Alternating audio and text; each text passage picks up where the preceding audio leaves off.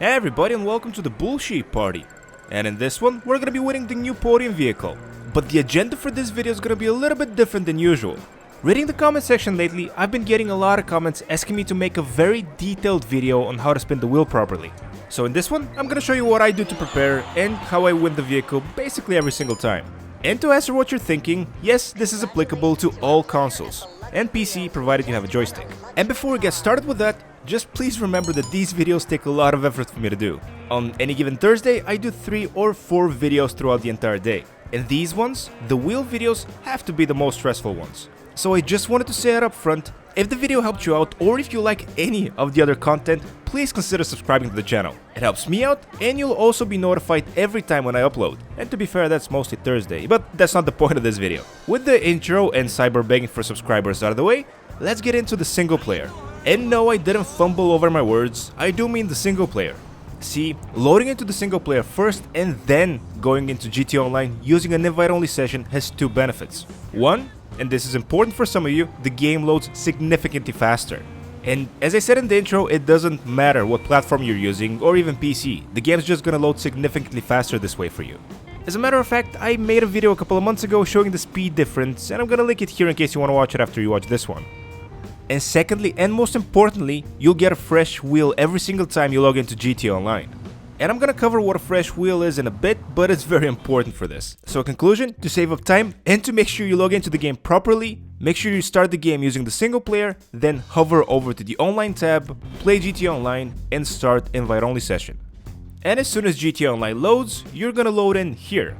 Or at least you will if you have the penthouse in the casino purchased. See, this is another way to save a little bit of time when you log into the game because you're literally spawning at the casino. And the penthouse is about $1 million if it's not on discount, and if it's on discount of course it's gonna cost you a little bit less. But I'm telling you the price because most of the vehicles on the podium are double or triple that amount. So just think of it as $1 million investment into your enjoyment of GT Online.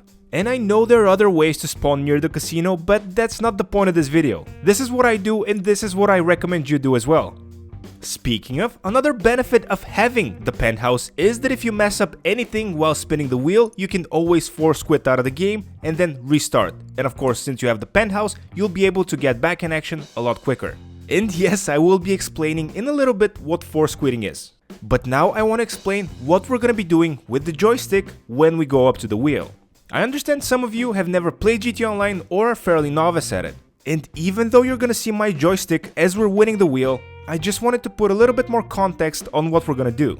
It's no secret that I call this the 630 method. And this is why it's called that. If you imagine a clock face, or don't even imagine it, here's one. 630 refers to the hour hand and the way we're gonna move the left analog stick at a specific time. And I will be notifying you when the time is with a timer on screen. And that's the 630 method in a nutshell. And as for what I said in the beginning of the video, yes, this is for all consoles. And I've tested it on all consoles. As for the PC viewers, if you're still watching this video, make sure you check out this video, where I go into detail on how to win it using a keyboard. But I'm telling you, just get a joystick, it's gonna make your gaming experience much better. Not only in GTA, but just in general. And I just wanna open a bracket here and say that if you are running out of garage space, probably the best thing you can do is buy a business, and then buy the optional 3-floor garage.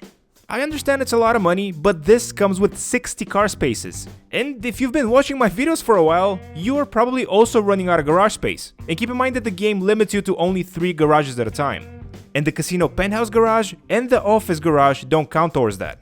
And one last thing I want to mention before we actually go to the podium. When you win the vehicle, make sure you select the garage in a timely manner. If you take too long, the game might kick you off that screen and you are gonna lose the vehicle forever. So when you win the vehicle, select the garage quickly.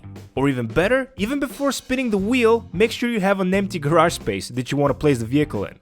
And finally, here's the wheel. And this is what a fresh wheel looks like, with the clothing sector on the top and the car 2 spaces left of that. And as I said in the beginning of the video, unless you skipped it for some reason, the best way to get a fresh wheel every single time is starting the game using an invite-only session. And yes, I know that some of you get lucky and get a fresh wheel from a public session, then spin it and win the vehicle, but that's not the point of this video. As I said a little bit ago, this is how I do it and this is how I do it every single time. And for the older viewers, you know that before this, we were using the 9 to 6 method. And that one still works, it's still good, you can use it, you can watch one of my older videos. But the 630 method, the one that we're gonna use in this video, is the best so far in my opinion. And the reason for that is, it's only one movement. You just need to move the analog stick at a certain time, in a specific way. And of course I'm gonna include a timer on screen so you can see exactly how much time it takes me to spin the wheel, and then maybe you can time yourself, or just watch the video as you're playing the game, basically sync my footage to your game. Again, there isn't a right or wrong way to watch these videos. And what you basically need to do is follow what I'm doing. And if you see that the wheel is not gonna land on the vehicle space at any point during the spin, force quit out of the game. As I said in the beginning, I'm gonna go a little bit into detail what this is. To give you an example, on the PlayStation 4 you just hold down the PlayStation button and you select close application. This means that your progress isn't gonna be saved and you can spin the wheel again and try again in literally a couple of minutes. Pretty much the same for PS5, pretty much the same for Xbox, and for you PC guys I recommend switching off the Wi-Fi. And also buying a controller. And speaking of a controller, I am gonna be using my PlayStation 5 for this, but I've used the DualSense, the DualShock 4, I've done this on Xbox, on PC, it doesn't really matter as I said before. It's all about timing and it's all about doing it properly. From what I've seen, there isn't any difference in any of the versions that I've played. That said, right, spinning.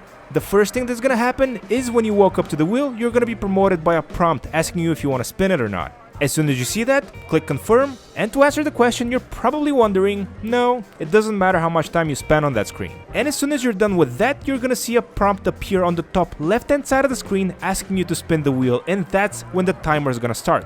And keep in mind that this is a timer I've added for your convenience. I usually time myself on my phone. And regardless if you're a complete newbie or you're a veteran of the game, if you followed what I've said in this video, you should have won the vehicle. And if you messed something up, don't worry, as I said, you can always force quit out of the game and try again. But you most likely won, in which case congratulations, and don't forget to select a garage space quickly. Otherwise, your vehicle might disappear and you will not be eligible to win it. This has not happened to me, because I select a garage space quickly, but I read through the comments and I see it has happened to a lot of people. And those are pretty much all the preparations and everything that I do every Thursday when I go and spin the wheel. Of course, I practice throughout the entire week and try different methods, but so far I think this is the best one. As I said, it's a single movement. And as I've been repeating for quite a while now, it's more of a skill than anything else. Practice makes perfect, and if you don't get it on your first try for whatever reason, make sure you try again. Again, you can always force quit out of the game. And with all that, thank you so much to everybody that watched. I need to make another video for the update this week, and by the way, not a bad update.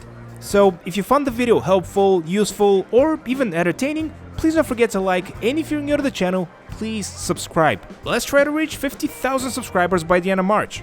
But I'm starting to ramble again. Thanks so much to everybody, hope you have a great day, and I'll catch you all in the next one.